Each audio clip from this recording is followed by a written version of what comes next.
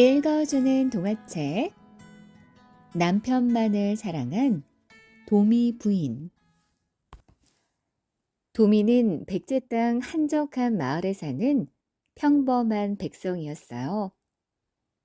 누구보다 예의가 바르고 의리가 있는 사람이었죠.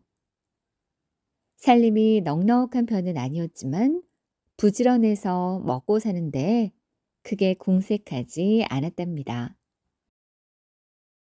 주위 사람들은 도미를 두고 한편에서는 칭찬을 아끼지 않았고 또 한편에서는 부러워 어쩔 줄 몰랐답니다. 도미는 참 나무랄 데가 없는 사람이야. 못한 데가 조금도 없지. 누가 아니래. 하긴 그래서 그토록 아름답고 착한 아내를 얻은 거겠지. 사람들의 말대로 도미의 아내는 보기 드문 미인이었어요. 한 번 본 사람은 넋을 잃을 지경이었죠. 게다가 오로지 남편만을 따르고 위하는 마음씨도 지극했으니 마을 사람들이 도미를 부러워함은 너무나 당연한 일이었어요. 도미 부인이 예쁘다는 소문은 널리 퍼져 궁궐까지 알려졌답니다. 왕도 호기심을 가질 정도였죠. 하루는 백제 땅을 다스리던 계루왕이 신하를 불러 물었어요. 소문에 듣자 하니 도미의 아내가 그토록 아름답다던데 그게 사실이냐? 그렇사옵니다. 하늘의 선녀라도 그만큼 곱지는 못할 것이라 합니다. 게다가 오로지 남편만을 섬기는 깊은 마음씨까지 갸륵하다 하옵니다. 들을수록 내 마음을 움직이는구나. 그렇다면 내가 친히 시험해 보겠노라. 즉시 도미를 궁궐로 데려오도록 하라. 계루왕은 신하에게 명을 내렸어요. 신하들은 바로 도미의 집으로 달려갔죠. 임금의 부름을 받은 도미는 즉시 궁궐로 들어갔어요. 왕은 대뜸 이렇게 물었죠. 소문에 듣자 하니 너의 아내가 우리 백제에서 가장 아름답다던데 그게 사실이냐? 소인이 보기에는 겉모습보다는 마음씨가 더 고운 사람이옵니다. 도미의 말에 질투심에 사로잡히게 된 왕은 도미 부인의 절개를 시험해보고 싶은 생각이 들었어요. 허허, 그래? 내가 듣기로는 너의 아내는 오직 너만을 사랑한다고 들었다. 하지만 아무리 절기가 고든 여자라 하더라도 사람이 없는 곳에서 달콤한 말로 유혹을 하면 마음이 움직이지 않겠느냐? 폐하, 무릇 사람의 마음이란 알 수 없는 것이지만 제 아내는 죽는 한이 있더라도 흔들리지 않을 것이라 믿고 있사옵니다. 도미의 자신감 있는 대답에 계로왕은 속으로 옳거니 하고는 말했어요. 그렇다면 내가 시험해 보아도 되겠느냐? 여봐라. 도미에게 소일거리를 주어 당분간 궁궐에 더 머물도록 하여라. 폐하, 명을 거두어 주십시오. 제가 갑자기 사라지면 아내가 크게 걱정할 것이옵니다. 계로왕의 속마음을 알 리가 없는 도미는 안타까운 목소리로 애원했어요. 그러나 그 말이 왕의 검은 속셈을 더 부추겼죠. 결국 왕은 도미를 궁궐에 머물게 한 후 신하를 불러 은밀히 말했어요. 너는 지금 즉시 나의 모습으로 변장을 하고 도미의 집으로 가거라. 그리고 도미의 아내가 정조를 잘 지키는지 시험해 보아라. 왕의 명인데 누가 감히 싫다고 하겠느냐? 계로왕은 자신만만한 목소리로 말했어요. 신하는 도미의 집으로 사람을 보내 왕이 곧 갈 것이라고 미리 일러두었죠. 그런 뒤 신하는 왕으로 변장하고 도미의 아내를 찾아가서 말했어요. 오래전부터 네가 이 나라에서 가장 아름답다는 소문을 들었다. 그래서 나와 도미는 너를 두고 내기를 하였는데 내가 이겼으므로 지금부터 너는 궁녀가 되어 나와 함께 지내야 할 것이다. 순간 도미의 아내는 불길한 생각에 몸을 움츠렸어요. 그토록 올바른 서방님이 섣불리 이런 내기를 할 리가 없어. 무언가 일이 크게 잘못되었나 보다. 어찌 위기를 모면한단 말인가. 도미 부인은 재빨리 생각을 정리한 뒤 꾀를 궁리해냈어요. 폐하의 지엄하신 말씀을 어찌 따르지 않을 수 있겠사옵니까? 조금만 기다려주시면 옷을 깨끗이 갈아입고 궁궐에 들어갈 채비를 하고 나오겠나이다. 도미 부인은 얼른 부엌으로 몸을 피했죠. 순간의 지치로 당장 위기를 모면했지만 어떻게 해야 할지 막막하기만 했어요. 궁궐로 간 서방님께 대체 무슨 일이 생긴 것일까? 나는 이제 어찌해야 한단 말인가? 도미 아내는 초조해서 입이 바싹 타들어가는 것만 같았어요. 그때 옆에서 지켜보던 여종이 다가와 말했죠. 마님, 제가 마님의 옷을 입고 대신 궁궐로 가겠습니다. 저를 보내주십시오. 그건 안 된다. 내가 살고자 너를 위험에 빠뜨릴 수는 없지 않느냐. 그런 염려는 마시옵소서. 여종이 주인을 위해 하는 일인데 무엇을 마다하겠습니까? 그 말에 도미 부인은 눈물을 흘리며 여종의 손을 꽉 잡아주었어요. 그들은 서로를 부둥켜 안고 흐느껴 울었답니다. 방으로 들어온 도미의 아내는 가장 예쁜 옷을 꺼내 여종에게 입혀주었어요. 옷고름을 매줄 때는 몸이 너무 떨려 어금니를 꽉 깨물어야 했죠. 미안하구나. 못난 주인으로 인해 네 목숨이 위태롭게 되었으니. 마님, 그런 말씀을 거두시어요. 아무런 갈 곳도 없던 저를 내려다 재워주고 입혀주는 애가 얼마인데요. 이제 그 은혜에 조금이라도 보답할 수 있게 되었으니 얼마나 다행인지 모른답니다. 도미 부인은 울먹이며 말하는 여종의 얼굴을 바라보며 다시 한번 손을 꽉 잡았어요. 잠시 후 여종은 바깥으로 나가 도미 아내의 흉내를 내며 말했죠. 준비되었사옵니다. 어서 가시지요. 정말로 어여쁜 옷으로 갈아입었구나. 자, 어서 궁궐로 가자. 도미 부인을 데려왔다는 정가를 받은 게루왕은 무척이나 기분이 좋았어요. 백제에서 제일간의 미인을 보게 된다니 왕은 가슴이 설레었죠. 오호호, 오, 네가 바로 도미의 아내더니야. 백제에서 제일이라는. 그런데 변장한 여종을 이리저리 살펴보던 게루왕이 문득 고개를 갸웃거렸어요. 여봐라, 네가 진정 도미의 아내란 말이냐? 백제에서 가장 아름답다고 했는데 내가 거느린 궁녀들에 비해 조금도 나을 것이 없지 않느냐?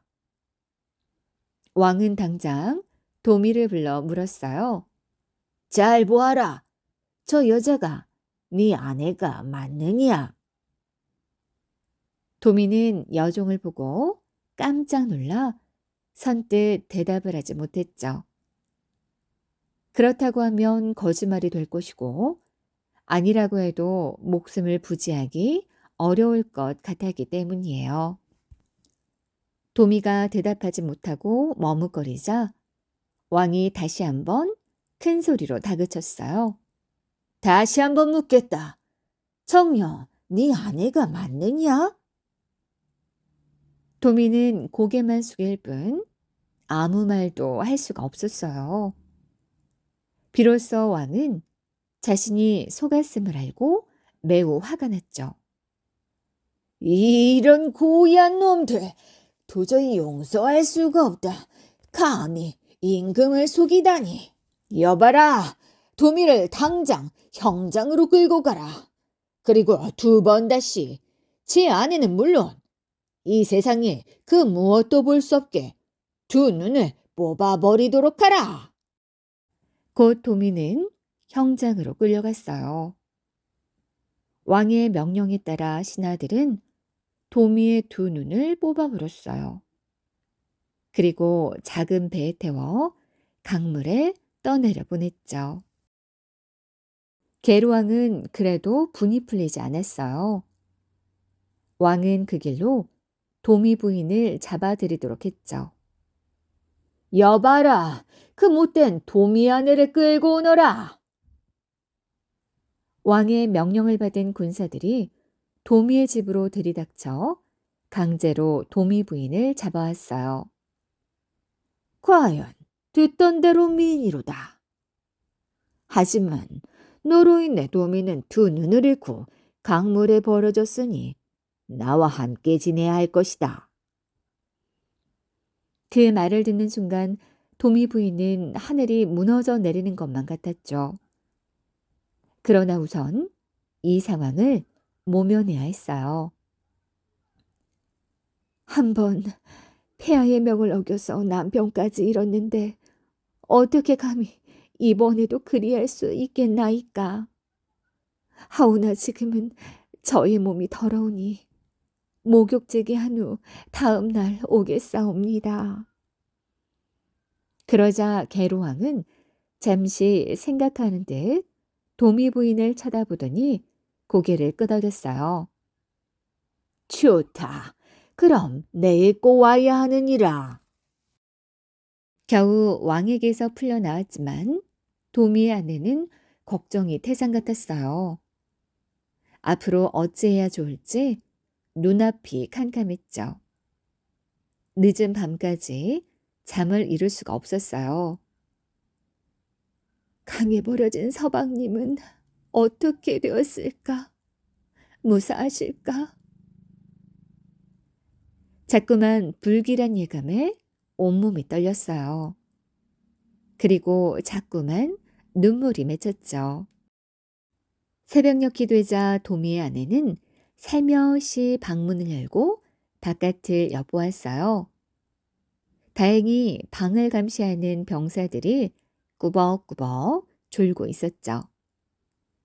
도미의 아내는 조심스럽게 방문을 열었어요.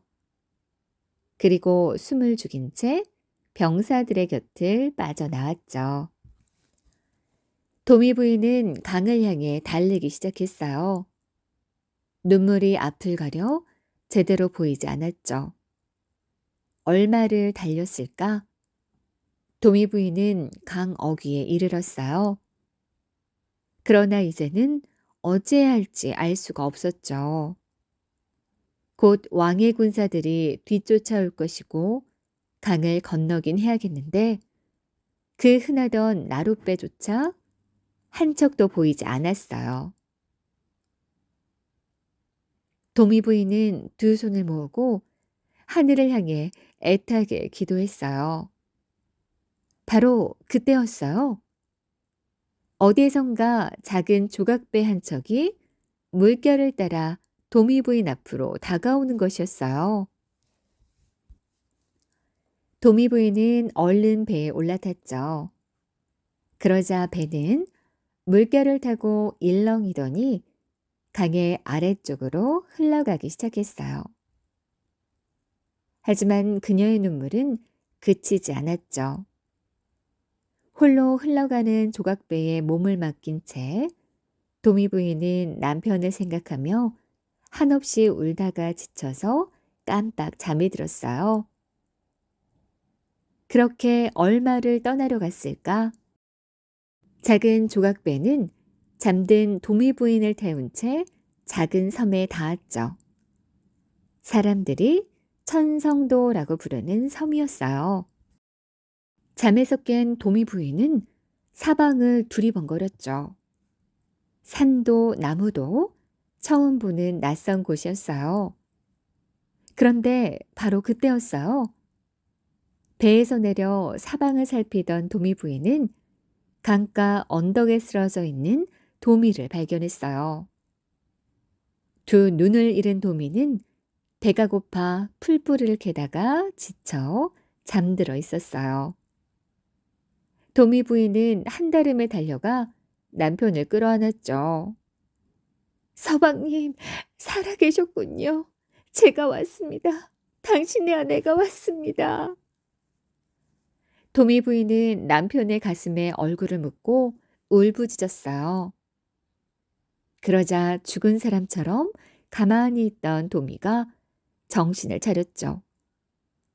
손을 휘저으며 부인의 얼굴을 더듬었어요. 아, 아니, 목소리는 하늘이시여. 하늘을 다시 만날 수 있게 해주셔서 감사합니다. 며칠 뒤 도미는 아내의 극진한 보살핌으로 건강을 되찾았어요. 서방님, 이제 우리가 살만한 곳을 찾아가 보아요. 도미 부인은 도미의 손을 잡고 다시 배에 올랐어요. 돛도 없고 노도 없는 작은 조각배는 이번에도 바람에 일렁이는 물결을 타고 어디론가 흘러갔어요. 그렇게 하여 온종일 강물을 따라 흐르던 배가 도착한 곳은 고구려의 산산이었죠. 서방님, 이곳에서 다시 예전처럼 행복하게 살아보아요. 도미 부인은 마을로 들어가 사정 이야기를 하고 도움을 청했어요. 그러자 마을 사람들은 도미 부부에게 먹을 것과 옷을 주었죠. 도미 부부는 구걸을 하며 이 마을 저 마을을 나그네처럼 떠돌아다니며 살았어요. 비록 하루하루 살기는 힘들었지만 그들은 아주 행복했답니다.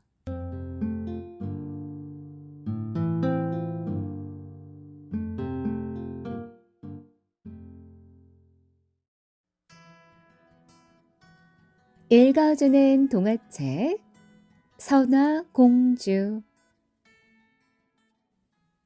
백제의 제30대 임금 무왕의 어릴 때 이름은 서동이었어요.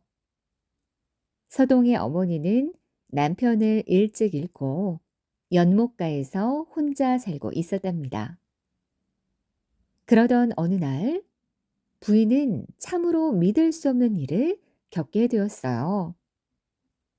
어느 순간 고요하던 연못이 소용돌이 치듯 갈라지며 물보라가 일더니 연못 속에서 용 한 마리가 솟아올라 부인의 몸을 휘감아 버렸어요. 부인은 깜짝 놀라 비명을 질렀죠.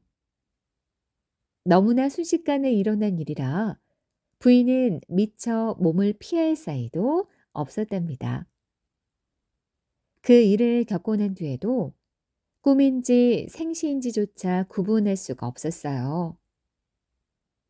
그로부터 얼마 후 부인은 아이를 가졌고 이 아이가 바로 서동이랍니다. 서동이라는 이름은 그가 말을 캐서 팔았기 때문에 붙여졌어요. 서동은 가난했지만 어머니의 정성 어린 보살핌에 씩씩하게 잘 자랐어요. 그러던 어느 날 서동은 신라로부터 흘러온 소문에 귀를 쫑긋 세우답니다. 신라의 선화공주가 그렇게 예쁘고 곱다지. 말로 다 못한다네. 선녀도 그만큼 아름다울 수가 없다는군. 신라 진평왕의 셋째 딸인 선화공주가 아름답다는 소문이 국경을 넘어 백제 땅에까지 퍼졌던 거예요. 도대체 얼마나 예쁘게 생긴 공주일까? 여러 날을 궁금해하던 서동은 어느 날 머리를 깎더니 보따리를 싸기 시작했어요. 그러고는 어머니에게 꾸벅 절을 올렸답니다. 어머니, 신라에 좀 다녀오렵니다. 머지않아 돌아올 테니 너무 염려하지 마세요. 서동은 곧장 집을 나섰어요. 머릿속은 온통 아름다운 선화공주의 모습으로 가득 차 있었답니다. 도대체 서동은 무슨 생각으로 신라로 달려간 걸까요? 신라로 간 서동은 아이들에게 말을 나누어 주면서 노래를 가르쳤어요. 얘들아, 말을 줄 테니 내가 가르쳐 주는 노래를 따라서 해보렴. 아이들은 무슨 뜻인지도 모르면서 노래를 불렀어요. 노래 가사는 이랬어요. 선아 공주님은 남몰래 짝을 맞추어 두고 서동방을 밤에 몰래 안고 간다. 서동이 가르쳐준 그 노래는 아이들의 입에서 입으로 전해져 금세 온 나라 안으로 퍼져나갔죠. 서동이 퍼뜨린 노래는 마침내 궁궐에까지 전해지게 되었죠. 진평왕은 노래의 진실을 알고자 선화공주를 불러 다그쳤어요. 공주는 바른 대로 말하여라. 그 해괴한 노래의 내용이 사실이더냐? 억울하옵니다.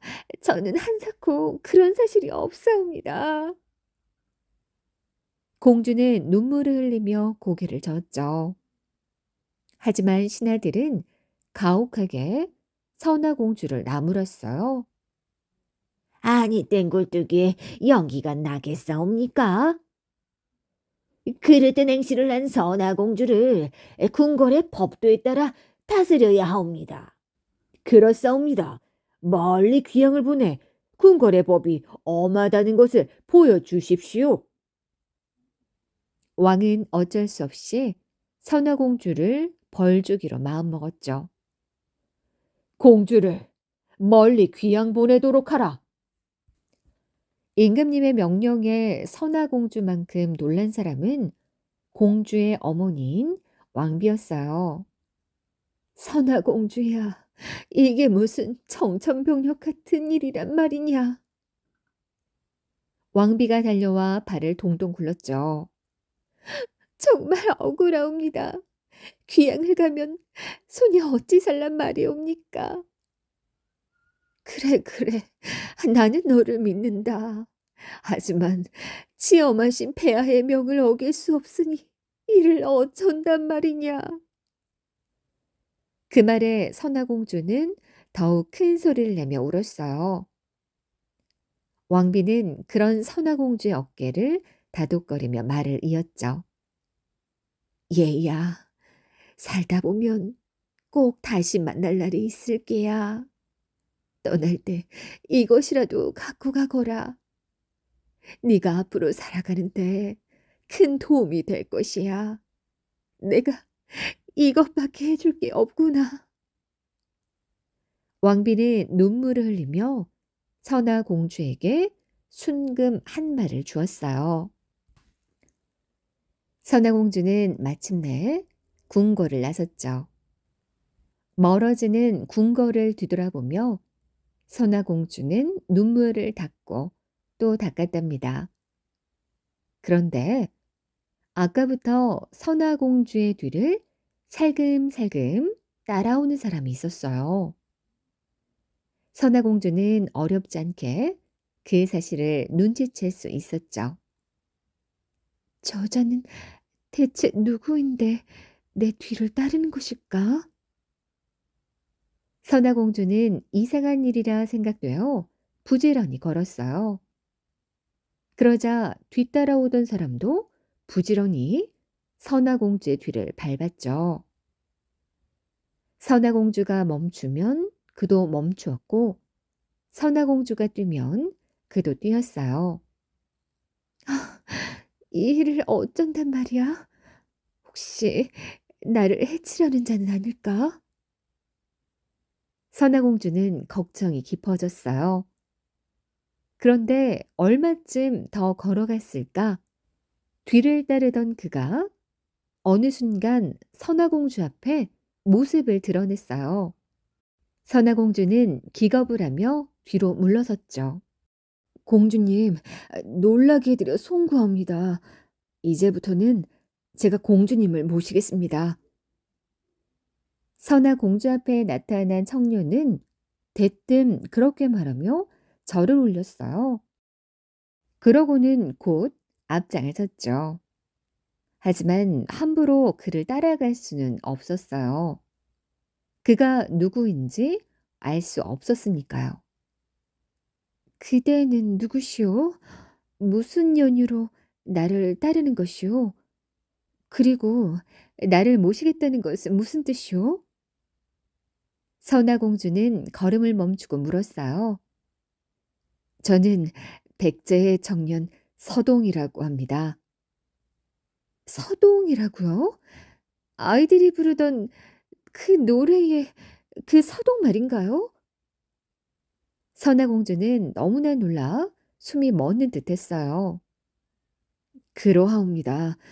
공주님을 너무도 사모하여 신라 땅으로 건너와 무례를 범하게 되었습니다. 선화공주는 어처구니가 없어서 말이 나오지 않았어요. 그때 서동이 다시 한마디 꺼냈죠. 저는 공주님을 모시고 백제로 돌아갈 것입니다. 나르시겠사옵니까? 선화공주는 잠시 생각에 잠겼어요. 어차피 궁궐로 되돌아갈 수도 없는 몸. 당장 의지할 곳이라도 있어야 하지 않겠는가? 하는 수 없이 선화공주는 앞서가는 서동의 뒤를 따라 발걸음을 재촉했어요. 백제로 돌아온 서동과 선화공주는 앞으로 살아갈 일을 의논했죠. 선화공주는 어머니가 준 순금을 꺼내 보여주며 말했어요. 궁궐을 떠날 때 어머니께서 주신 것입니다. 이게 무엇입니까? 순금입니다. 이건 아주 귀한 것으로 우리가 살아가는데 큰 도움이 될 것이어요. 그게 그토록 귀한 것이라고요? 공주님은 제가 무지하다고 놀리시는 겁니까? 놀리다뇨. 어찌 제가 말을 그리 함부로 하겠습니까? 공주는 서동이 무슨 말을 하는지 이해할 수가 없어 되물었어요. 그러자 서동은 별일 아니라는 듯 대답했죠. 공주님, 제가 어려서부터 말을 캐던 곳에는 그런 것이 흙처럼 쌓여 있답니다. 서동은 아무렇지도 않게 말하고는 씩 웃었어요. 선화공주는 믿을 수가 없었죠. 서동이 무언가를 잘못 보았거나 장난을 치고 있다는 생각이 들었어요. 지금 하신 말씀이 사실인가요? 혹 잘못 본 것은 아닌가요? 잘못 보다니요. 이 순금이라는 것과 똑같이 생겼답니다. 뭐 저에겐 아무 쓸모가 없어서 그냥 쌓아두기만 했죠. 공주의 물음에 서동은 여전히 무덤덤하게 대답했어요. 그러고는 이렇게 되물었죠. 그런데 그게 그렇게도 소중한 것입니까? 금은 세상에서 가장 귀한 보물이랍니다. 금이 그렇게 많다면 신라의 부모님께 보내드리고 싶습니다. 공주님께서 원한다면 내일이라도 당장 그렇게 하겠습니다. 이튿날 날이 밝자마자 서동은 말을 캐던 곳으로 선화공주를 안내했어요. 그곳에는 과연 금이 흙처럼 쌓여 있었죠. 선화공주는 자신의 두 눈을 의심하지 않을 수 없었답니다. 그런데 이 많은 금을 어떻게 신라로 보낼 수 있지요? 서동과 함께 금을 한쪽에 쌓아 놓은 뒤 선화공주는 고개를 갸웃거렸어요. 그러자 서동이 잠시 생각하더니 무릎을 쳤어요. 좋은 방법이 있습니다. 용화산 사자사의 지명스님이라면 우리의 부탁을 들어주실 겁니다. 그리고 서동은 선화공주와 함께 지명스님을 찾아가 부탁했어요. 그러자 스님은 흔쾌히 승낙하며 말했죠. 내가 신통력으로 보내보지요. 금을 이리로 가져오시오. 공주는 부모님께 편지를 써 금과 함께 스님 앞에 갖다 놓았어요. 그러자 지명스님은 신통력을 발휘하여 하룻밤 사이에 모든 금을 신라로 보냈답니다. 이튿날 아침 신라의 궁궐은 발칵 뒤집혔어요. 아니, 이게 뭐야? 금덩어리 아닌가? 세상에 세상에, 이 많은 금덩어리가 어디서 쏟아진 거지? 신하들은 물론이고 궁녀들까지 모여 수군댔어요. 궁궐 안에 금이 산더미처럼 쌓여 있었던 거죠. 진평왕도 달려나와 그 광경을 보고 눈이 휘둥그레졌어요. 이게 어찌된 일인고? 대체 하룻밤 사이에 무슨 하늘의 조화가 있었더란 말이냐? 그때 한 신하가 다가와 진평왕에게 무언가를 건넸어요. 여기 선화공주께서 보낸 편지가 있사옵니다. 뭐라? 선화공주의 편지가? 어서 이리 줘보게. 진평왕은 깜짝 놀라 재빨리 편지를 펼쳤어요. 그리고 빠르게 읽어 내려가기 시작했죠. 왕의 얼굴에 차츰 밝은 미소가 돌기 시작했어요. 한편 마음 씀씀이가 넓었던 서동은 백성들로부터 차츰 인심을 얻게 되었어요. 그를 존경하며 따르는 무리들도 생겨나게 되었죠. 그 덕분에 서동은 임금 자리에 올라 백제의 제30대 무왕이 되었답니다. 어느 날 무왕은 왕비가 된 선화공주와 함께 마차를 타고 궁궐을 나섰어요. 그런데 사자사를 향해 가다가 용화산 밑에 연못을 지날 때였죠. 연못가에 안개가 자욱하게 깔리더니 어디선가 알 수 없는 소리가 들려왔어요. 아니, 이게 무슨 조화란 말이냐? 무왕은 신하들에게 물었어요. 그때 신하가 한쪽을 가리켰죠. 폐하, 저쪽을 보시옵소서. 무왕은 신하가 가리키는 연못 가운데를 바라보았어요. 연못 가운데로 환하게 빛이 비치더니 미륵 삼존불이 나타나는 것이었죠. 수레를 멈추어라. 미륵 삼존불을 본 무왕이 소리쳤어요. 수레가 멈추자 무왕과 왕비는 미륵 삼존불에게 공손히 절을 올렸답니다. 그런 뒤 왕비가 왕에게 말했어요. 여기에 큰 절을 지어주세요. 제 소원입니다. 알겠소. 왕비의 소원이라면 그렇게 합시다. 무왕은 기쁘게 허락을 했죠. 하지만 한 가지 고민이 있었어요. 물이 가득 차 있는 연못에 절을 어떻게 세워야 할지 걱정이었던 거죠. 그러다 문득 한 사람을 떠올렸어요. 이번에도 지명 스님을 찾아가 의논해 봅시다. 그분이라면 방법을 찾을 수 있을 것이요. 무왕과 왕비는 지명 스님을 찾아갔어요. 스님, 용화산 밑에 연못에 절을 세우고 싶은데 어찌하면 좋겠습니까? 마땅한 방법이 없어 걱정입니다. 무왕은 고심에 찬 표정으로 물었어요. 그러나 지명수님은 아무것도 아니라는 듯 미소를 지으며 대답했죠.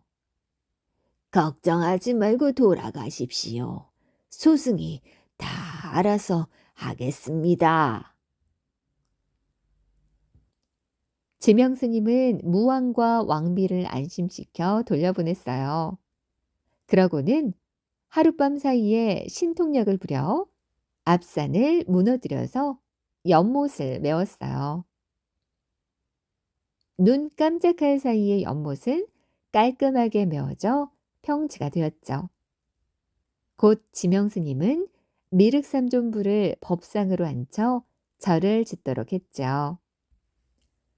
절을 짓는다는 소식이 신라에도 전해졌어요. 진평왕은 그 소식을 듣고 선화공주의 얼굴을 떠올렸답니다. 왕은 선화공주를 위해 조금이라도 돕고 싶었어요. 왕은 신하들을 불러 말했죠. 기술자들을 백제로 보내 절을 짓는데 도움을 주도록 하시오. 곧 많은 기술자들이 백제로 떠났어요. 그들의 도움을 얻어 미륵산은 웅대한 모습으로 세워질 수 있었답니다. 하지만 오랜 세월이 지나는 동안 미륵산은 다 허물어지고 지금은 미륵사탑만 남아있죠. 그 옛날 서동과 선화공주의 아름다운 이야기와 함께 말이에요.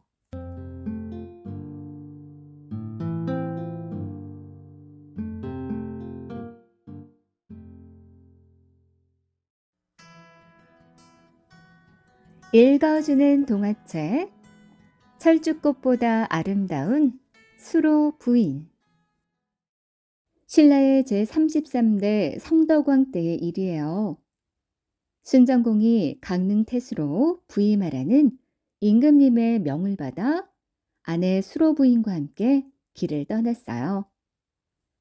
서라벌에서 강릉까지는 멀고도 험한 길이어서 따르는 하인들조차 힘에 겨웠답니다.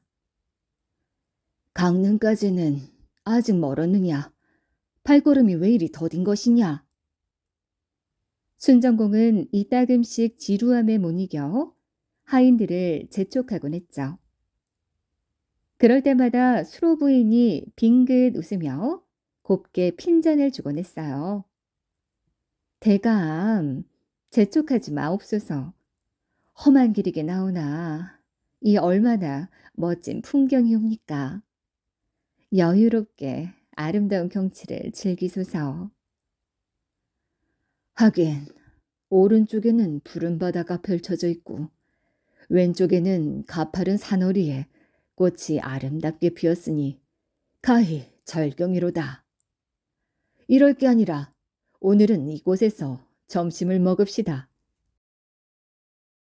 하인들이 돗자리를 펴고 점심 준비를 하는 동안 순정공은 주위를 다시 한번 둘러보았어요. 과연 감탄이 절로 나올 만큼 빼어난 경치가 눈앞에 펼쳐졌죠. 푸른 바다를 껴안고 돌을 세워 만든 것 같은 바위들이 천길 낭떠러지를 이루며 병풍처럼 빙 둘러서 있고 그 위로는 짙푸른 하늘이 끝없이 펼쳐져 있었어요. 가히 하늘이 내린 절경이 아닌가. 제 아무리 신선이라 한들 어찌 머물다 가지 않겠는가. 방금 전과는 달리 순정공은 연방 감탄사를 쏟아놓았어요. 그러자 곁에 있던 수로 부인도 한마디 거들었죠. 정말 떠가는 구름도 이 경치에 놀라 쉬어가겠습니다. 신라에 이런 비경이 있음을 이제 알았습니다. 그때였어요. 찬찬히 절벽 위를 살펴보던 수로 부인이 문득 시선을 한 곳에 멈추고 고운 손가락으로 그곳을 가리켰어요. 저기 저 위 좀 보세요. 절벽 위에 아름다운 꽃이 곱게 피어 있군요. 수로 부인이 가리킨 절벽 위에는 붉은 빛의 철쭉꽃이 탐스럽게 피어 있었어요. 오, 그러고 보니 참으로 놀랍소. 저 가파른 절벽 위에서 저토록 눈부시게 피어나다니. 순정공도 고개를 끄덕이며 말했어요. 그렇사옵니다. 가히 한 폭의 그림을 옮겨 놓은 듯하지 않사옵니까? 순정공의 말에 대꾸하는 수로 부인의 목소리는 차라리 감격에 겨워하는 듯했어요. 아니나 다를까 부인은 이번에는 마치 한 줄 시를 읊조리듯 중얼거렸어요.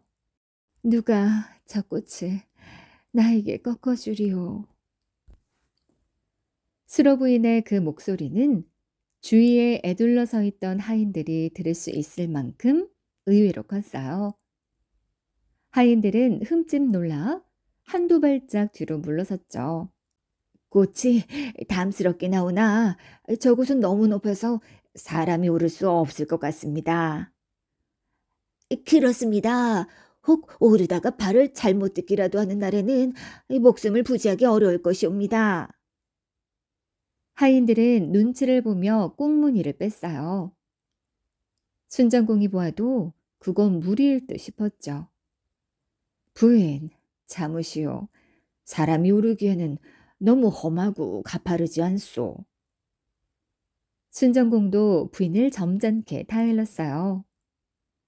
하지만 수로 부인은 못내 아쉬운 마음이 들었죠. 일부러 고개를 다른 곳으로 돌려도 절벽 위의 그 꽃이 눈앞에 어른거리며 사라지지 않았어요. 아, 아름다운 저 꽃을 품에 안아보고 싶은데 아무도 꺾어주는 사람이 없구나. 부인은 그 꽃을 한없이 바라보며 혼잣말로 슬프게 중얼거렸죠. 바로 그때 암소를 몰고 옆을 지나가던 한 노인이 불현듯 멈추어 섰어요. 그러더니 절벽 위의 꽃을 가리키며 수로 부인에게 조심스레 물었죠. 부인, 저 꽃 때문에 그렇게 슬픈 표정을 지으셨나요? 그렇답니다. 저토록 아름다운 꽃을 두 번 다시는 못 볼 것 같은데 아무도 저 꽃을 꺾어다 줄 수 없다고 하네요. 하오면 부인, 이 노인을 저하지 않으신다면 제가 저 꽃을 꺾어다 드려도 될는지요? 순간 수로 부인은 깜짝 놀랐어요. 옆에서 듣고 있던 순정공과 하인들도 눈이 휘둥그레졌답니다. 곧 노인은 소를 붙잡아 매놓고 절벽을 기어오르기 시작했어요. 저런, 저 노인이 어쩌자고 저런 무모한 짓을 하는 것이야? 그러게 말이야. 아이, 젊은 사람도 마다한 일을 어찌 내려고. 사람들은 가슴을 졸이며 노인을 지켜보았어요.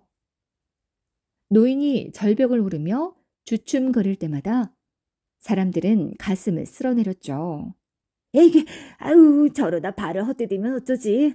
아우, 간이 오그라드는 것 같군. 그러나 노인은 마치 고개를 하듯 발 디딜 곳조차 없어 보이는 절벽을 잘도 타고 올랐죠. 한참 만에 노인은 절벽의 꽃을 꺾어 사뿐히 아래로 내려왔어요. 그리고 수로 부인에게 다가가 공손히 꽃을 건넸죠. 부인, 여기 꽃을 꺾어 왔습니다. 받으십시오.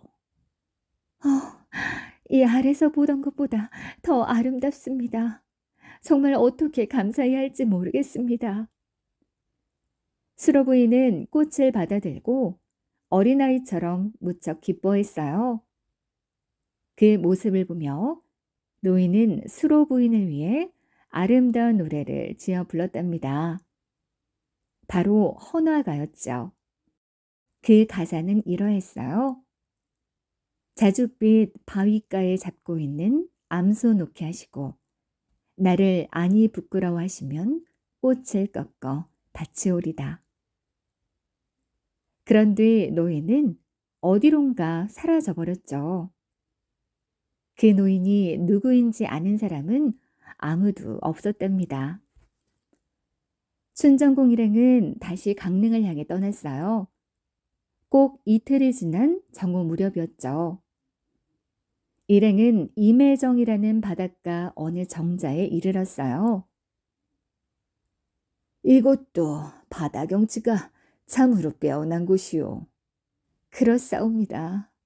마치 바다가 우리를 제품 안에 꼭 안고 있는 듯 하옵니다. 순정공의 말에 수로 부인이 끝없이 펼쳐진 바다를 바라보며 대답했어요. 순정공 역시 짙푸른 바다에서 시선을 떼지 못한 채 하인에게 말했죠. 여봐라, 해가 벌써 중천이니 점심은 여기서 먹자꾸나. 간단히 점심을 마치고 수로 부인은 임해정 난간에 기대 바닷가 경치를 바라보고 있었어요. 바로 그때였어요. 갑자기 바람이 거세지는가 싶더니 큰 파도가 몰아쳤죠. 그리고 그 파도는 마치 살아있는 괴물처럼 거칠게 일어나 쏜살같이 임해정을 향해 달려오는 것이었어요.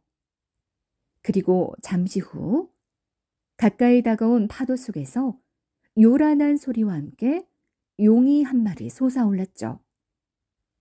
용은 수로 부인의 눈앞에서 꼬리를 흔들더니 잽싸게 수로 부인의 허리를 낚아채 다시 바닷속으로 사라져 버렸답니다. 눈 깜짝할 사이에 벌어진 일이라 아무도 손을 쓸 수가 없었죠. 부인! 부인! 바닷가로 달려가다가 넘어진 채 순정공은 부인을 불러보았지만 소용이 없었어요. 하인들도 놀라 허둥대며 바다만 바라볼 뿐이었죠. 여봐라, 못 뜨라느냐? 어서 수로 부인을 찾지 무엇하는 것이냐? 순정공은 미친 듯이 소리를 질렀어요. 하지만 하인들은 어찌할 바를 몰라 허둥대기만 했죠. 용이 끌고 간 수로 부인을 따라 바닷속으로 들어갈 수도 없는 노릇이니 그저 바닷가에서 발만 동동 구를 수밖에 뾰족한 수가 없었어요. 그렇게 모두들 허둥대고 있을 때 한 노인이 순정공 앞에 나타났죠. 나으리, 저에게 부인을 찾아올 방법이 있습니다. 지금 무엇 하셨소? 대체 그 방법이 무엇이오? 어서 말해보시오.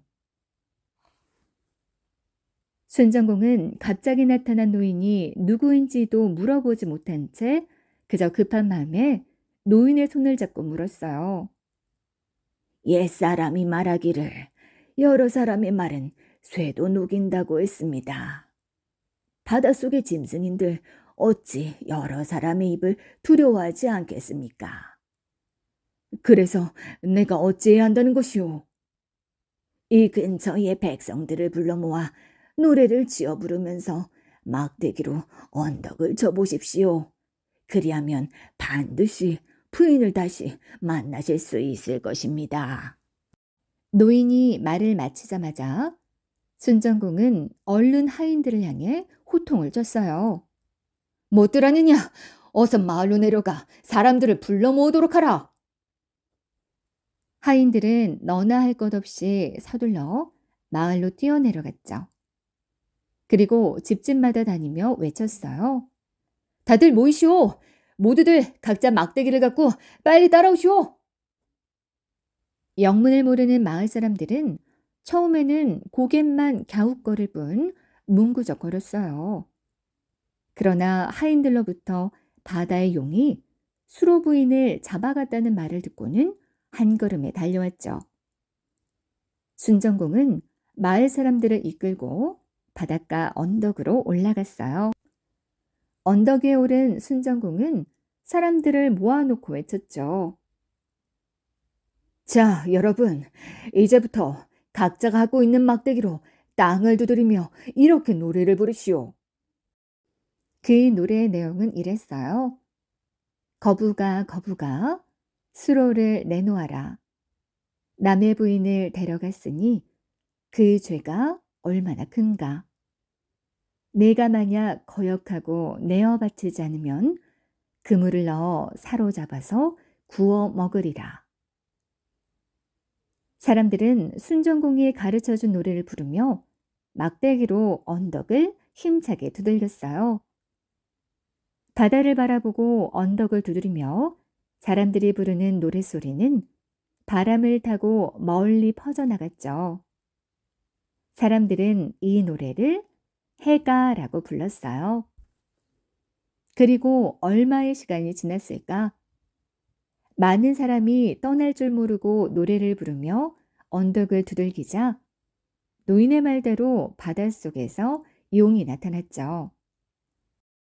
사람들은 더 힘차게 언덕을 두드리며 소리를 높여 노래를 불렀죠. 그러자 용은 몸을 비틀더니 하는 수 없다는 듯 수로 부인을 해안가에 내려놓고 바닷속으로 들어가 버렸답니다. 순정공과 사람들은 소리를 지르며 얼싸안고 좋아했어요. 부인, 얼마나 놀라셨소. 몸은 상하지 않은 게요. 순정공은 부인의 손을 맞잡고 물었어요. 그들을 에워싼 하인들과 마을 사람들도 걱정스럽게 수로 부인을 지켜봤죠. 몸이 상한 곳은 없사옵니다. 다만 너무 놀랐을 뿐이옵니다. 수로 부인은 가슴을 쓸어내리면서 천천히 대답했죠. 고생하시었소. 그런데 바닷속 어디까지 갔다 오신 거요? 순장공이 궁금해서 다시 물었어요. 그러자 수로 부인은 기억을 떠올리며 차분히 대답했죠. 어딘지는 잘 모르겠으나 7개의 보석으로 꾸민 궁전으로 가서 이제까지 듣지도 보지도 못한 음식을 먹어보았답니다. 음식은 달고 부드럽고 향기로웠으나 사람의 음식과는 좀 달랐습니다. 꿈꾸듯 말하는 수로 부인의 옷에서도 이상한 냄새가 풍겨나왔어요. 그 향기는 세상에서 맡아보지 못한 것이었죠. 수로 부인은 용모가 아주 빼어난 부인이었어요. 모든 사람이 보면 감탄할 정도로 아름다운 외모에 우아한 자태를 뽐냈답니다. 세상에서 저렇게 아름다운 부인은 없을 거야. 정말 선녀라고 해도 부러워할 만한 분이지. 사람들은 수로 부인의 미모를 부러워했죠. 그렇게 아름답게 생긴 부인이라 여러 가지 어려움도 많이 당했답니다. 수로 부인이 깊은 산이나 큰 연못을 지날 때면 더 그랬죠. 눈부시게 아름다운 모습 때문에 신들도 욕심을 냈던 거죠. 그래서 자주 신들이 나타나 수로 부인을 훌쩍 납치해 가곤 했답니다. 그때마다 사람들은 해가를 불러 수로 부인을 구했답니다.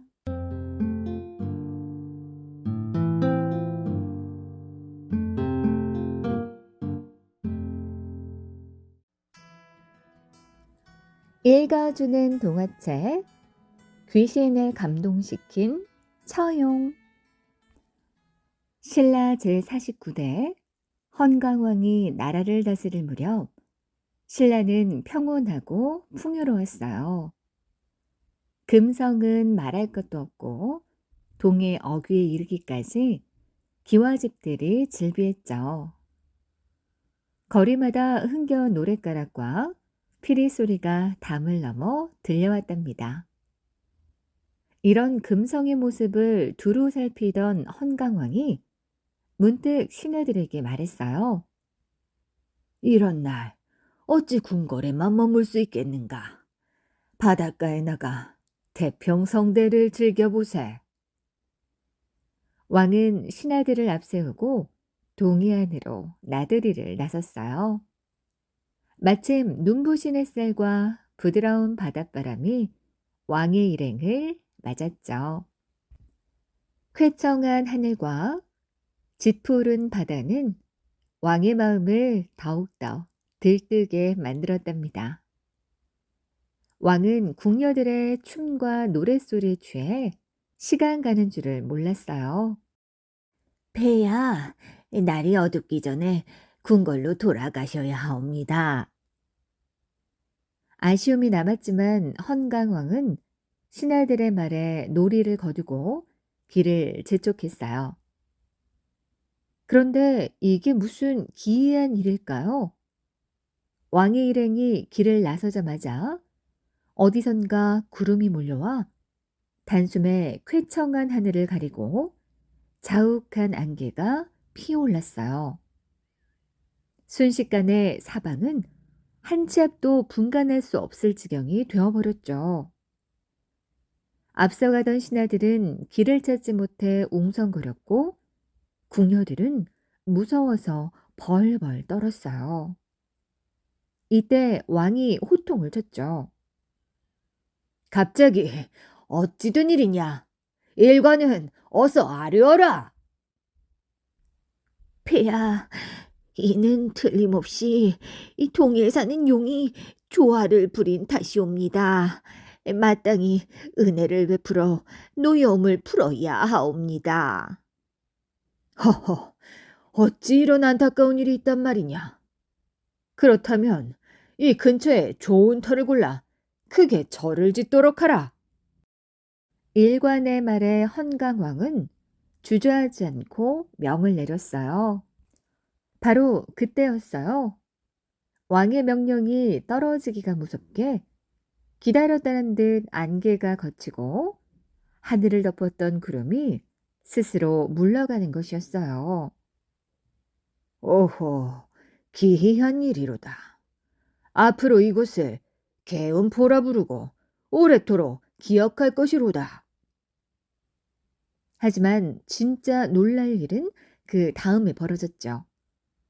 왕의 일행이 다시 길을 떠나려는데 한 신하가 소리를 높여 외쳤어요. 폐하, 저쪽을 보시옵소서. 신하는 바다 쪽을 가리켜 보였어요.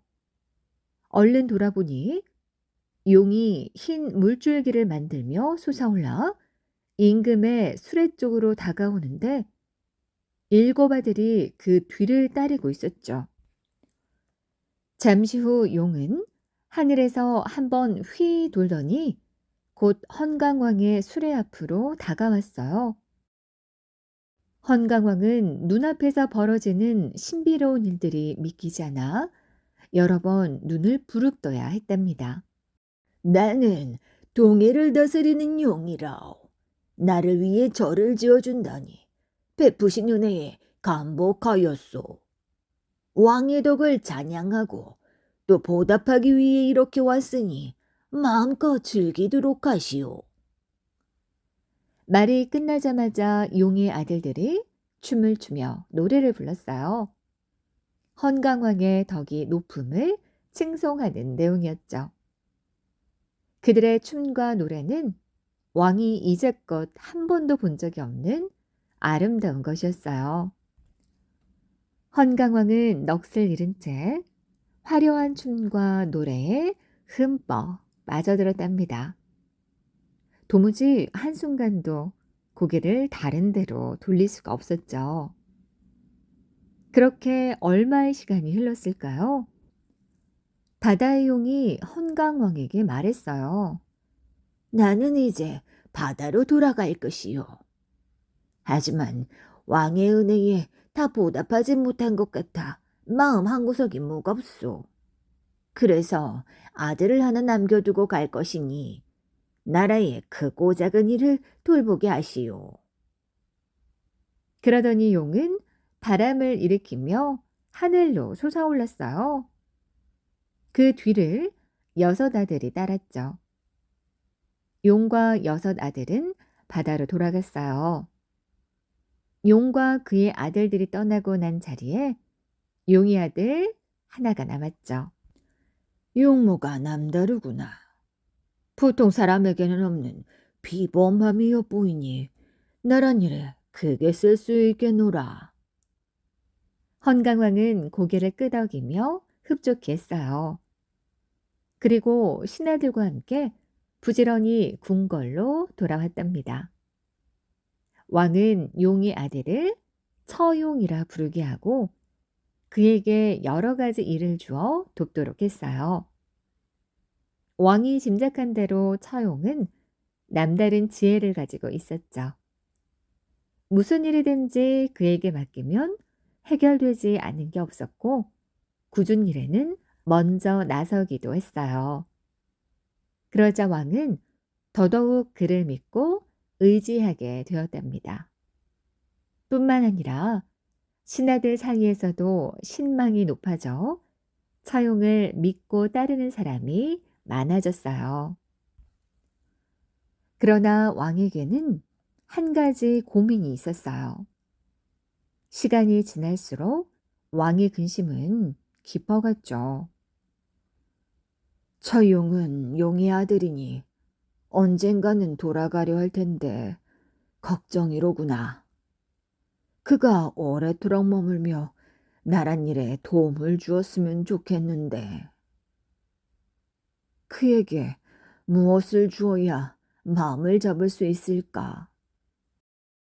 헌강왕은 이런저런 궁리를 해보았죠.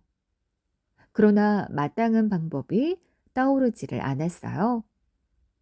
그러던 어느 날 왕은 무릎을 쳤어요. 옳지. 아름다운 처녀와 짝을 맺어 주어야겠구나. 헌강왕은 즉시 신하들에게 물어 미모가 빼어난 여인을 찾아 처용을 혼인시켰어요. 그뿐만 아니라 그에게 급간이라는 벼슬까지 내렸죠.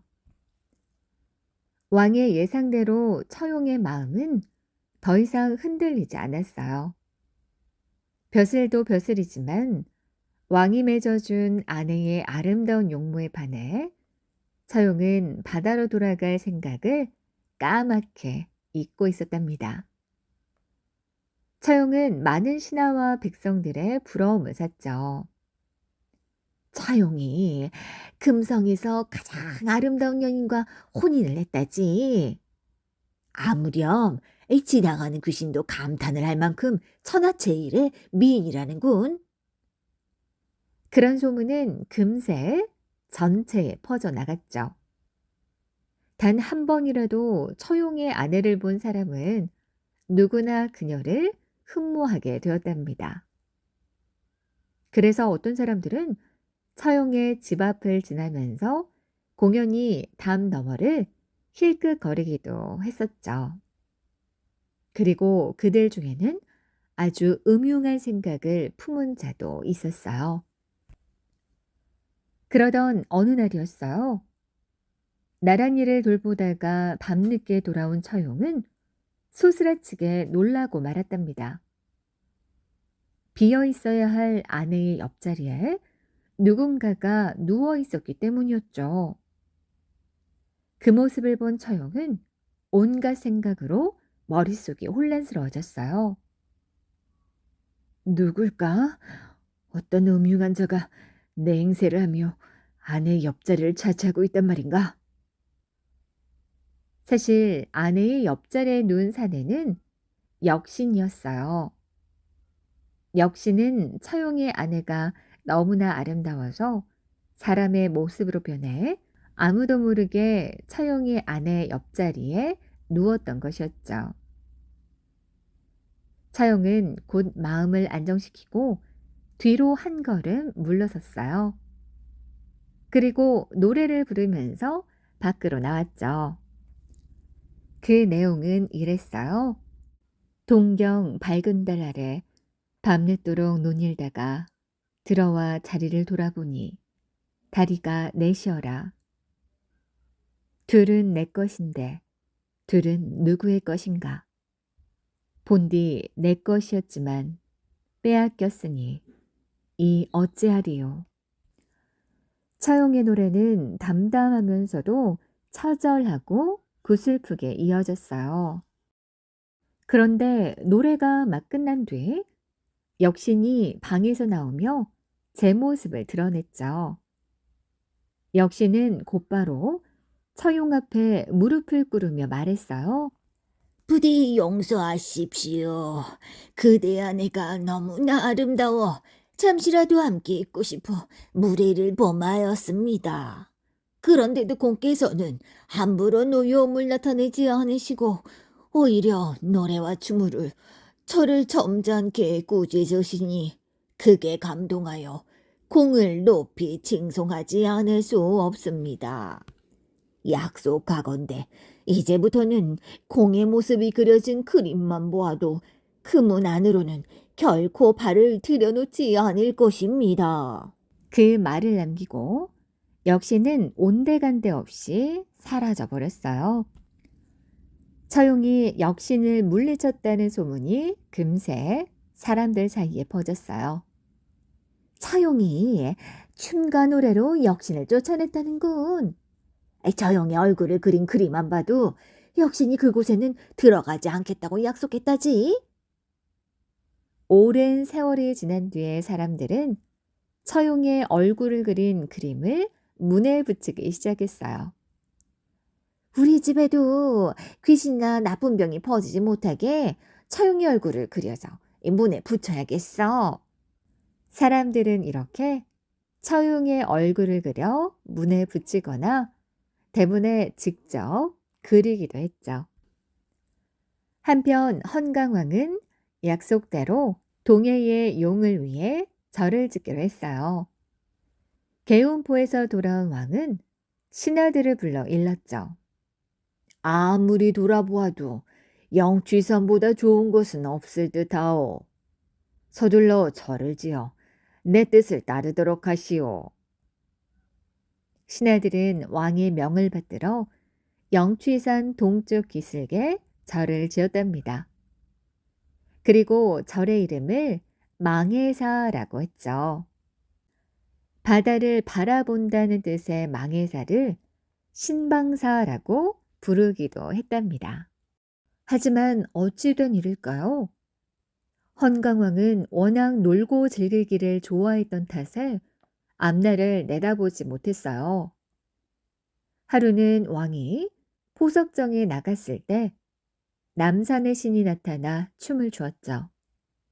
그런데 이상한 일은 남산 신의 춤을 왕 이외에는 아무도 보지 못한다는 것이었어요. 그래서 왕이 그 춤을 따라추자 신하들은 기겁을 했죠.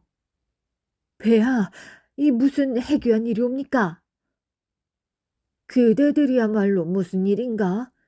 나는 지금 남산신이 추는 춤을 따라추고 있다네. 그 말에 아무것도 볼 수 없었던 신하들은 더더욱 왕을 이상하다고 생각했죠. 그러나 그런 이상한 일은 거기에서 그치지 않았답니다. 왕이 금강령에 갔을 때는 두각의 신이 나타나 춤을 추었고 동래전에서 연회를 베풀 때는 지신이 나타나 춤을 추었어요. 북한신의 춤은 옥도금이라 칭했고 지신의 춤은 지백급간이라고 했죠. 특히 지신은 지리다도파라는 노래를 불렀는데 그 뜻이 해괴했어요. 그 뜻은 지혜로 나라를 다스리던 사람들이 미리 알고 도망하여 도읍이 파괴된다는 내용이었죠. 사실 여러 신이 나타나 춤을 춘 것은 나라를 잘못 다스리면 망할지도 모른다는 경고였어요. 하지만 헌강왕은 그 참뜻을 깨닫지 못했죠. 오히려 헌강왕은 그런 일들을 좋은 징조로만 여기고 더욱 방탕한 생활을 했답니다. 결국 오래지 않아 신라는 멸망의 길로 들어서고 말았답니다.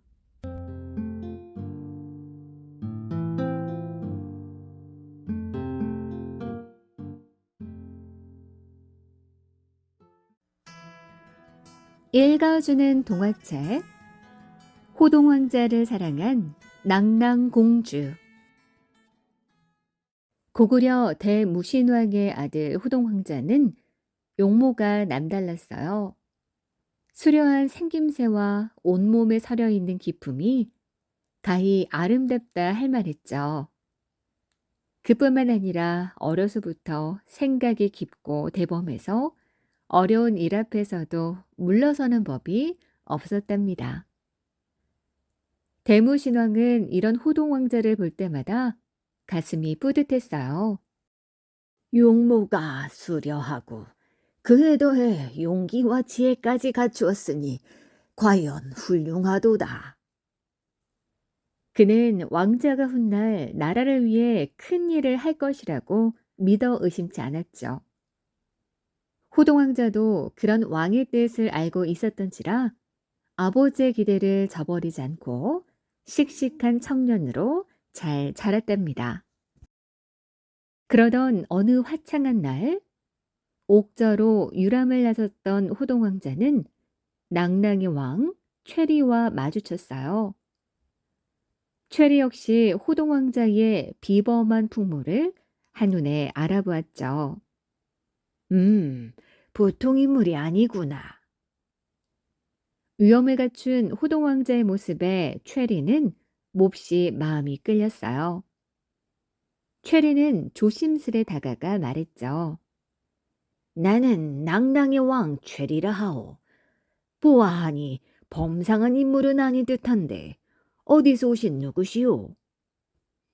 저는 고구려 왕자 호동이라 합니다. 오, 과연 용모가 남다르다 생각했소. 이렇게 만난 것도 인연인데 우리 궁궐로 가서 잠시 쉬었다 가는 것이 어떻겠소? 감사한 말씀이긴 하오나 조면에 어찌 그럴 수가 있겠습니까? 호동왕자는 최리의 초대를 정중히 거절했어요. 그러자 최리는 무슨 생각에서인지 한사코 호동왕자에게 거듭 청했죠. 허허, 이렇게 만난 것도 보통 인연은 아닌 듯하니 부디 거절하지 마시고 함께 가시지요. 호동왕자는 간곡한 최리의 청을 더 이상 거절할 수 없어 낭낭왕을 따라 나섰어요. 낭낭왕은 호동왕자를 위해 큰 잔치를 베풀었죠. 호동왕자는 예의를 갖추어 정중하게 인사를 했어요. 이렇게 초대를 해주신 것도 고마운데 잔치까지 베풀어 주시니 몸둘 바를 모르겠습니다. 천만의 말씀이요.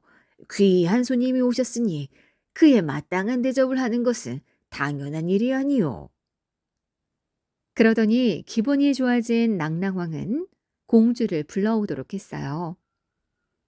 얼마 후 낭낭공주가 나비처럼 사뿐히 걸어왔죠.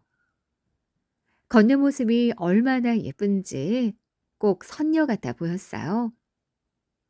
고구려의 왕자님이시다. 인사를 올리거라. 낭낭공주는 호동왕자에게 공손히 인사를 했어요. 낭낭공주의 가슴이 콩콩 뛰었답니다. 선녀 같은 공주의 모습을 바라보는 호동왕자의 가슴도 쿵쿵 뛰었죠. 낭낭왕도 호동왕자와 낭낭공주가 잘 어울리는 것 같아 기분이 좋았어요.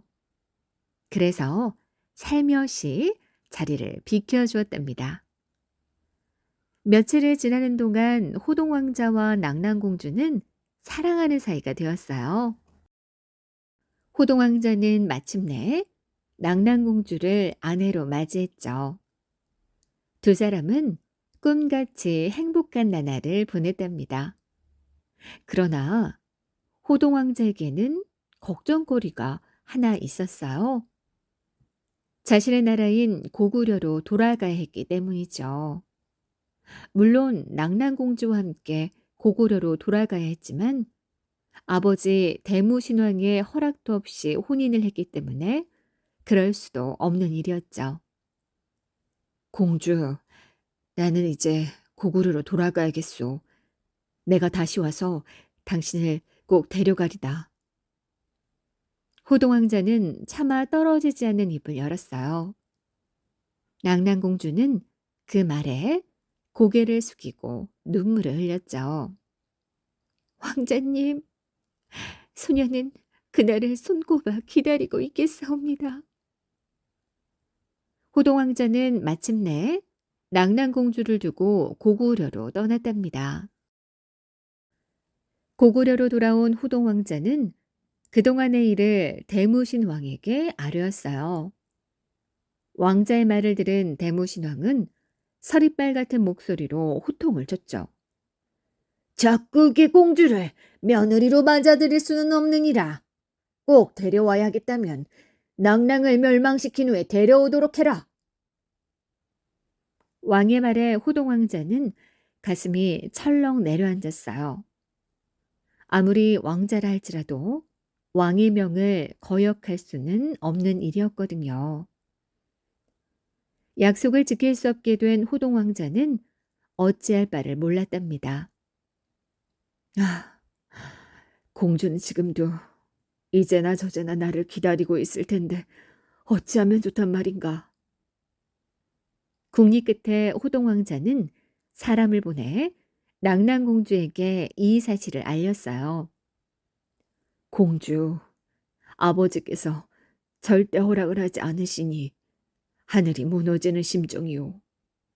하지만 방법이 없는 것은 아니오. 공주가 낭랑의 무기 창고에 있는 자명고를 찍고 뿔나파를 못쓰게 망가뜨린다면 우리는 다시 만날 수 있소. 호동 왕자로부터 전해온 소식을 듣고 낭랑공주 얼굴에는 슬픔이 가득했어요. 낭랑이는 예로부터 전해 내려오는 보물 2가지가 있었답니다. 바로 낭랑국을 지키는 자명고와 뿔로 만든 나팔이었죠. 적군이 쳐들어오면 스스로 울리고 소리를 내서 낭랑을 지키는 신묘한 보물이었어요. 그런데 그 보물을 없애야 한다니 낭랑공주에게는 청천벽력과도 같은 소리였죠. 이 무슨 야릇한 운명의 장난이란 말인가. 왕자를 택하자니 나라를 배신해야 하고 나라를 지키자니 사랑하는 왕자를 버려야 하는구나. 며칠을 슬퍼하며 고민하던 낭랑공주는 마침내 결심을 했어요. 사랑하는 왕자를 위해 자명고와 뿔나파를 없애기로 했던 거예요. 아버님, 이 못난 딸을 부디 용서해 주시옵소서. 낭랑공주는 어금니를 악물고 품속에 칼을 숨긴 채 아무도 몰래 무기창고로 향했어요. 무기창고 안에는 자명고와 뿔나팔이 가지런히 놓여 있었죠. 낭랑공주는 품 안에서 칼을 꺼내 들었어요. 아버지, 못난 딸을 용서해 주세요. 낭랑공주는 다시 한번 눈물로 용서를 빌었답니다. 그리고 마침내 자명고의 가죽을 북북 찢었어요. 뿔로 만든 나팔도 부숴버렸죠. 그리고 그날 밤 급히 사람을 보내 이 사실을 호동 왕자에게 알렸어요. 낭랑공주로부터 소식을 전해 들은 호동 왕자는 급히 대무신왕에게 그 사실을 알렸죠. 아버님, 낭랑공주가 드디어 자명고를 찍고 뿔나팔을 부수었다고 하옵니다. 무엇이 그것이 사실이냐? 대무신왕은 믿을 수 없다는 듯이 되물었어요. 어서 총 공격 명령을 내려주시옵소서. 소자가 직접 군사를 이끌고 가겠사옵니다. 호동왕자는 마음이 급했어요. 빨리 가서 낭랑공주를 구해야 한다는 생각 때문이었죠. 낭랑의 보물을 망가뜨린 사람이 공주라는 사실이 알려지면 그녀의 목숨이 위태로워질 것이 뻔했으니까요. 이윽고 대모신왕은 신하와 장수들을 모아놓고 명령을 내렸어요. 드디어 낭낭을 정벌할 때가 왔다. 어서 출정 준비를 서둘러라. 긴급한 대모신왕의 명령에 장수들이 일사불란하게 움직였죠. 낭낭의 자명고와 뿔나팔이 부서졌다는 소문이 퍼지자 고구려 병사들의 사기는 하늘 높은 줄 모르고 치솟았어요. 그동안 자명고와 뿔나팔 때문에 번번이 낭낭정벌에 어려움을 겪었기 때문이었죠. 낭낭을 공격한다. 고구려군은 이제 더 이상 낭락군에게 패배하지 않을 것이다. 군사들이 출정 준비를 마치자 대무신왕이 앞에 나서서 외쳤어요. 그러자 군사들은 궁궐이 떠나갈 듯 환호성을 질렀죠. 호동왕자도 칼을 높이 들고 앞장에 섰어요. 그의 눈앞에는 낭랑공주의 아름다운 모습이 아른거렸어요. 한편 낭랑의 궁궐은 발칵 뒤집혔어요. 적군이다. 고구려 군대가 쳐들어왔다. 성의 막루에서 감시하던 병사의 외침이 빠르게 궁궐 안으로 퍼졌고 신하들은 긴급히 이 사실을 낭랑왕에게 알렸어요. 큰일 났사옵니다. 고구려군이 쳐들어왔다옵니다. 적군이라니 지금 무슨 소리를 하는 거요?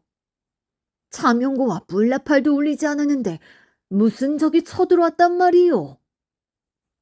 낭랑왕은 믿으려 하지 않았어요. 적이 쳐들어오면 항상 자명고와 뿔나팔이 먼저 울렸기 때문이었죠. 소신이 그것까지는 상세히 알지 못하겠사오나 틀림없이 고구려군이 진격해 오고 있사옵니다. 듣기 싫소. 어서 썩 물러가시오. 낭랑왕은 고구려가 쳐들어온 사실을 믿으려 하지 않았어요. 그러는 사이에 고구려 군사들은 벌써 낙락성을 공격하기 시작했죠. 다급해진 신하들은 다시 한번 왕에게 아뢰었어요. 고구려 군사들이 공격을 시작했사옵니다. 서둘러 대책을 마련하셔야 하옵니다. 낭랑왕은 그제야 일어나 하는 수 없다는 듯 바깥으로 나가보았어요. 그런데 이게 무슨 일일까요? 성 위에서 벌써 전투가 시작되고 있었던 거였죠. 이럴 수가. 대체 이게 어찌 된 일이냐? 아니다. 이럴 게 아니라 무기고로 가보자. 낭랑왕은 비로소 무언가 크게 잘못되었다는 것을 깨달았어요. 그는 신하들을 앞세우고 서둘러 무기고로 향했죠. 젠걸음으로 무기고에 다다른 왕은 다시 한번 놀랐어요. 아니, 이게 어찌 된 일인가? 자명고는 찢어져 있고 뿔나팔은 부서진 채 나뒹굴고 있었으니까요. 낭랑왕은 그 어처구니 없는 광경에 넋을 잃고 말았답니다. 도대체 어떤 놈이냐? 누가 감히 이런 짓을 했단 말이냐? 낭랑왕은 화가 나서 칼을 뽑아들고 소리쳤어요. 뒤따라온 신하들과 병사들이 벌벌 떨면서 뒤로 물러섰죠. 그 순간 왕의 머릿속에 스치는 생각이 있었어요. 그렇구나. 공주의 짓이로구나. 공주가 아니면 누가 이런 짓을... 낭랑왕은 공주를 잡아오도록 했어요. 공주는 듣거라. 이것이 모두 네가 한 짓이냐? 왕은 붙들려온 공주를 향해 다그쳤죠. 낭랑공주는 이미 체념한 듯 고개를 들지 못하고 엎드려 눈물만 쏟았어요. 설마 했는데 공주라도 용서할 수 없다. 나라를 위험에 빠뜨린 너는 죽어 마땅하다. 말이 떨어짐과 동시에 왕의 칼이 공주의 목을 베었어요. 공주는 힘없이 쓰러졌답니다. 낭낭왕은 공주를 죽인 후 고구려에 항복하고 말았어요. 낭낭공주의 죽음에 호동왕자는 한동안 슬픔에서 헤어나오지 못했답니다. 그나마 다행한 일은 낭낭을 정벌하는데 큰 공을 세운 덕분에 대모신왕의 신임이 더욱 두터워졌다는 것이었죠. 그런데 대모신왕의 첫째 왕비는 이것이 못마땅했어요. 둘째 왕비의 아들인 호동왕자가 태자가 될까봐 두려웠던 것이었죠. 첫째 왕비는 이를 꾸미기 시작했어요. 그녀는 대모신왕에게 호동이 나쁘다는 말을 늘어놓았어요. 호동은 저에게 예의를 갖춰 대하지 않습니다. 그러나 대모신왕은 그 말을 믿지 않았죠. 호동이 그럴 리가 없다고 생각했기 때문이죠. 호동이 당신의 아들이 아니라서 미워하는 것이요. 대모신왕의 말에 첫째 왕비는 마음이 몹시 상했어요. 대모신왕이 자신의 말을 믿으려 하지 않자 첫째 왕비는 생각을 바꾸었어요. 이번에는 눈물을 펑펑 쏟으며 아뢰었죠. 호동이 저에게 하는 행동을 몰래 지켜보소서. 제 말이 거짓이라면 그 벌을 달게 받겠나이다. 어찌 자꾸 이러시오? 처음에는 대무신앙도 무시했어요. 하지만 그럴수록 첫째 왕비도 끈질기게 왕에게 아뢰었죠. 제 말을 한 번만이라도 믿고 살펴보시옵소서. 왕비가 눈물로써 자꾸 호소하자 대무신왕의 마음도 흔들리기 시작했어요. 왕비가 정 그렇게 생각한다면 호동을 불러 벌을 주리다. 대무신왕은 하는 수 없이 왕비에게 약속을 하고 말았답니다. 대무신왕이 호동을 벌주려 한다는 소문이 궁궐에 퍼졌어요. 평소 호동왕자와 가까이 지내던 신하가 얼른 달려와 왕자에게 이 소식을 전해주었죠. 왕자님, 사실이 아니라고 말씀드리십시오. 그렇지 않으면 정말 벌이 내려질 것입니다. 호동왕자는 잠시 생각에 잠겼어요. 그러고는 곧 고개를 저었죠. 내가 만약 사실이 아니라고 말씀을 드린다면 어머니의 거짓이 드러나게 되고 또 이로 인해 대왕께 걱정을 끼치는 일이 될 것이오. 부모님께 걱정을 끼쳐드리고 부모의 허물을 드러내는 것이 어찌 효도라고 할 수 있겠소. 마침내 호동왕자는 스스로 목숨을 끊고 말았답니다.